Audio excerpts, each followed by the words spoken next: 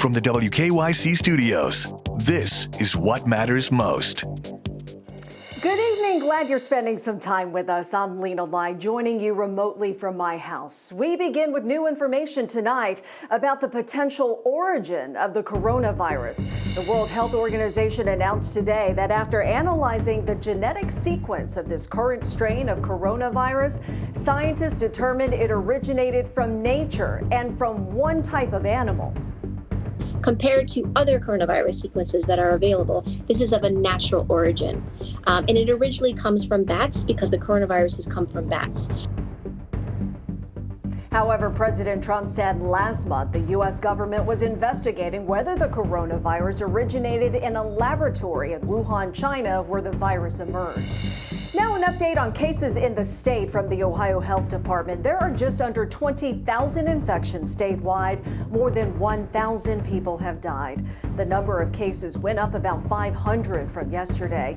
Governor DeWine says the state will monitor the data closely as the economy slowly reopens.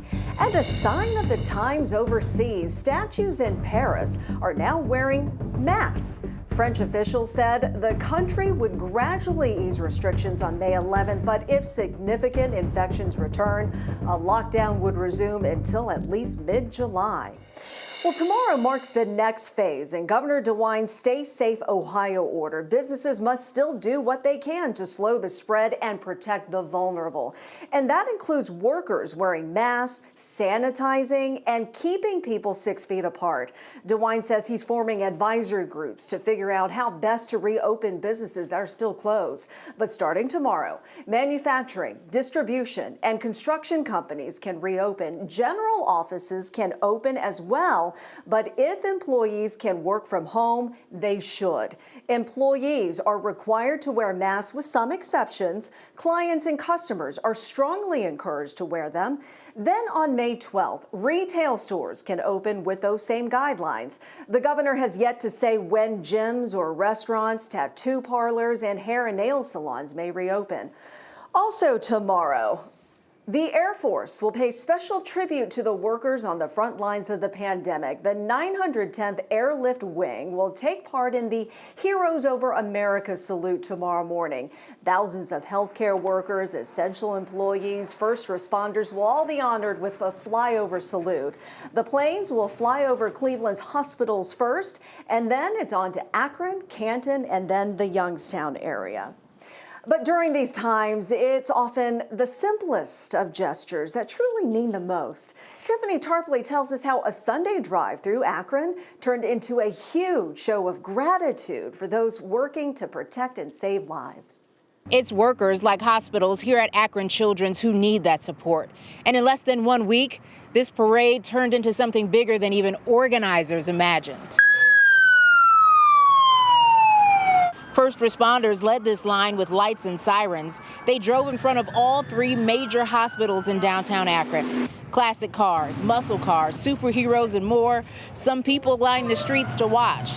It was truly a magical moment honoring first responders and hospital workers for all of their hard work and sacrifice. People are really putting themselves out there to take care of others right now, and they need to be appreciated and they need to feel supported. With all the stress that's going on in our lives as first responders, I think some support internally and externally is really great for us, and we really appreciate it, and I just think it's great. It's gonna make me cry because just all these people getting together when all the bad stuff's going on, it's a good thing today. Not only was this to honor first responders and hospital workers, but organizers say it was also to brighten the lives of those who are staying in hospitals and can't have visitors. Tiffany Tarpley, 3 News. Thanks, Tiffany. Some more good news out of Akron. The city is bringing back 135 of its workers starting tomorrow. Those coming back to work in several departments, including street maintenance and tax collection. Employees will wear face masks in public areas. Some 300 other employees will remain on temporary leave. Now to Michigan, where anger over the governor's stay-at-home order is boiling over. Michigan Governor Gretchen Whitmer says gun-carrying groups who demonstrated inside her state capitol displayed some of the worst racism in U.S. history, in her words. The governor says the protests featured Confederate flags and nooses, as well as swastikas. Members of the Michigan Liberty Militia later claimed responsibility for those protests. In South Florida, President Trump appears to have a lot of support among people who own boats. The president's supporters held a boat parade today in his honor in Palm Beach County. Hundreds of boaters took to the Intercoastal Waterway, many sporting American flags.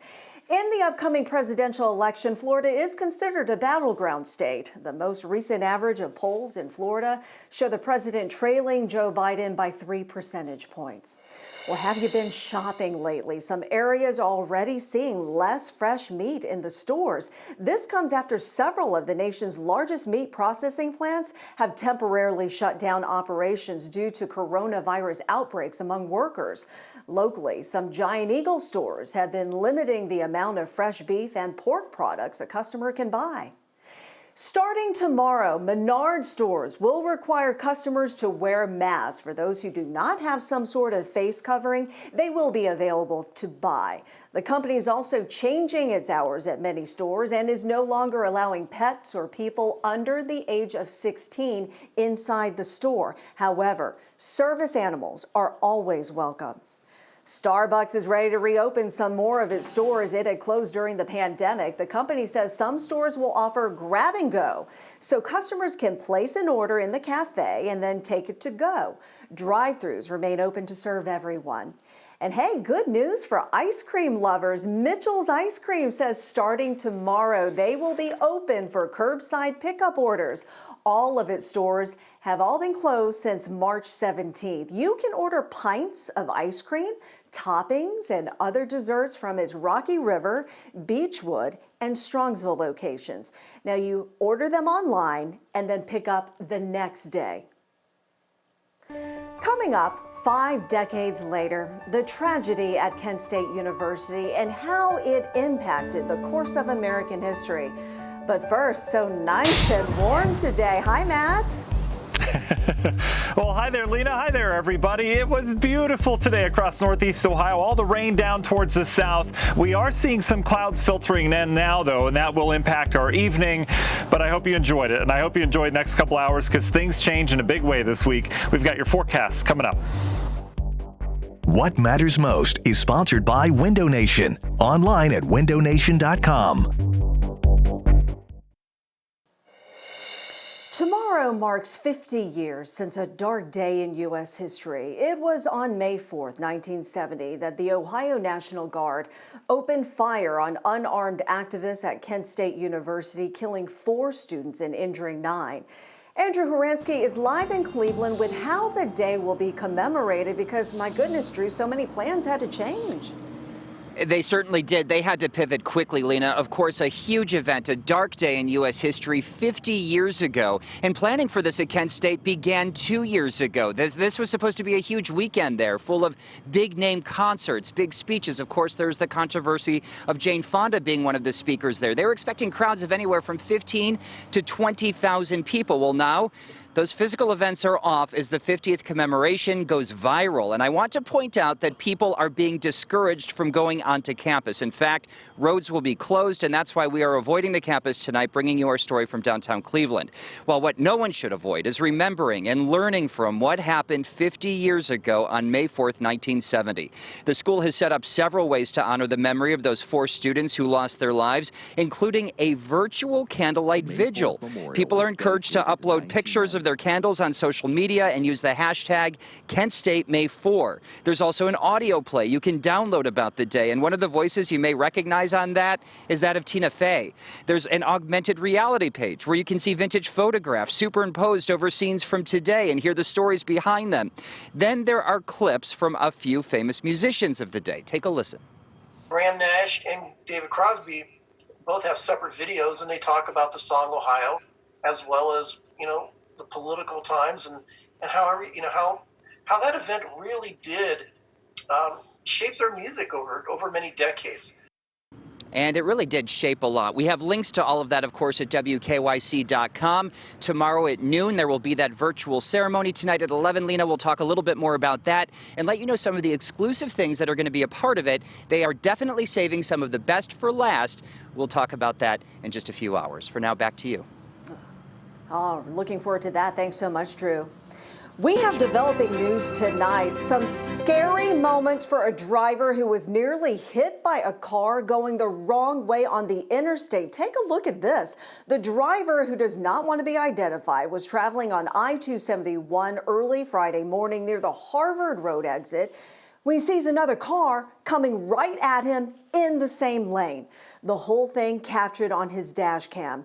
The driver managed to pull over and call for help. No word, though, if that driver was arrested. Up next, a teacher comes up with a pretty creative way to see his students from a safe distance, of course. But first, a live look outside on this Sunday evening. A warm, beautiful day today, but yes, cooler weather is headed our way. Meteorologist Matt Wintz is back with what's in store for us next.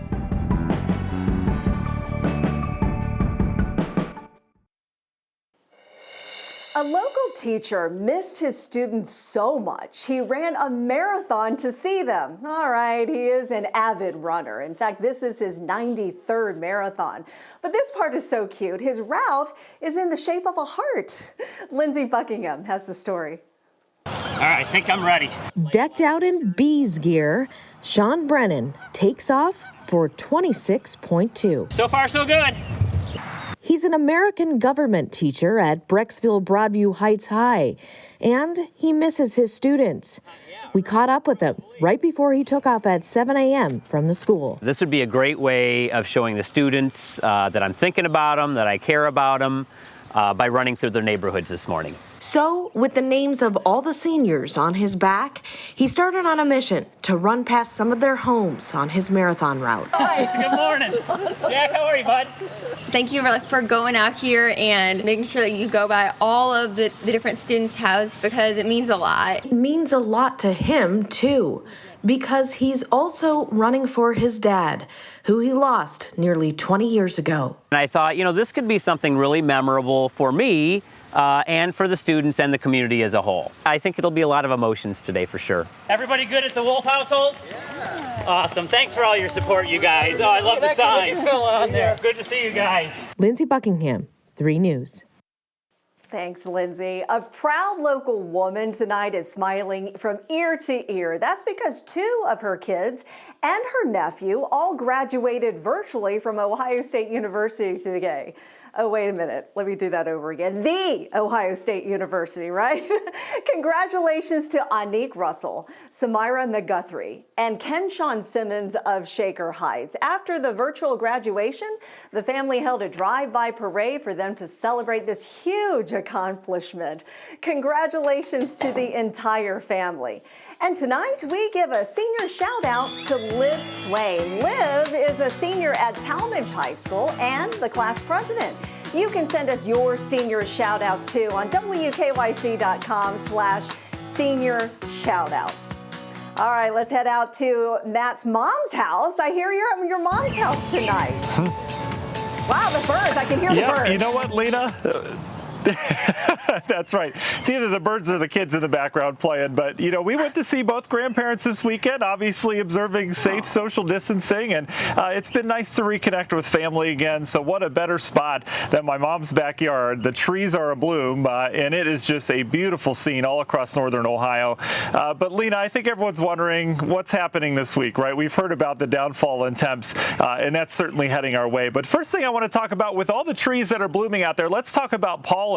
It's been in the medium category in terms of tree pollen over the last couple weeks, and I really don't know if it's going to get up into the high category. Reason why, it's been such a cool spring that we've had kind of a slow bloom area-wide, so we don't have the widespread, sudden growth. So allergy sufferers, if you suffer from tree pollen, you may be okay as we go throughout this spring. Grass pollen, that's going to be a different story. All right, let's talk temperatures today. Youngstown, I know they're not officially in our viewing area, but they topped the list today. 78 degrees. Mansfield, you are 77 degrees. degrees. Look at Akron, New Philly, Cleveland, all checking in the mid-70s. We had enough sunshine to really heat us up today. All that rain way down to the south, but we do have some chances of a couple sprinkles here as we go throughout the evening. You'll see here in a little bit. Look at the difference in temps, though. We're cooler. Downtown 64, 60s out towards Lake Geauga, Ashtabula County. Meanwhile, we're warm down here to the south as you get down towards Carrollton, even Dover, New Philly still sitting in the 70s. We've got a mild evening out ahead of us. If you look at the regional temperature map, you'd say, what's the problem? Where's the cold air coming from? Well, off to our north, we've got a bottle of it up in Canada, and that is going to be tapped into